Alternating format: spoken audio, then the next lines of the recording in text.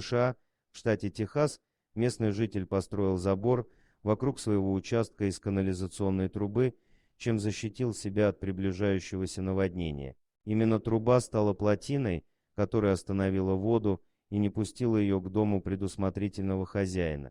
Когда Рэнди Вагнер привез к себе на участок 120 метров пластиковой трубы, используемой для проведения канализации, стоимостью почти $10 000, его друзья и соседи сильно удивились. Людям казалось смешным решение соседа потратить столько денег на такую бесполезную вещь.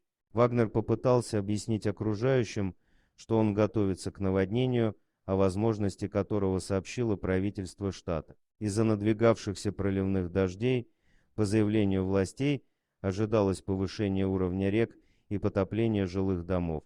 Он рассказал, что по сравнению с убытками от потопления стоимость труб кажется небольшой. Однако большинство соседей не верили в возможность паводка и даже посмеивались над Рэнди за его, как им казалось, излишнюю осторожность. Идею создать пластиковую дамбу Вагнер нашел на просторах интернета, готовясь противостоять стихии. Для реализации своей задумки он окружил свой участок трубой и наполнил ее водой, чтобы в случае потопления она не всплыла. С внутренней стороны участка энтузиаст укрепил конструкцию мешками с песком. Через несколько дней действительно пошел сильный затяжной дождь.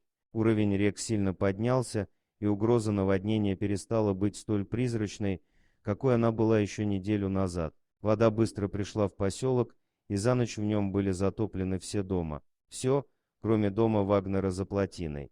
«Хорошо смеется тот, кто смеется последним», гласит известная поговорка. Именно так и закончилась эта история, ведь теперь всем, кто смеялся над Рэнди Вагнером, было не до смеха, их убытки значительно превышают сумму в $10 000. Но самое важное в этой истории – урок, который получили все, кто решил рискнуть вместо того, чтобы обезопасить себя и свой дом. Дорогие друзья, если вам понравилось видео, поставьте лайк, а также подписывайтесь на канал, где найдете еще много интересного.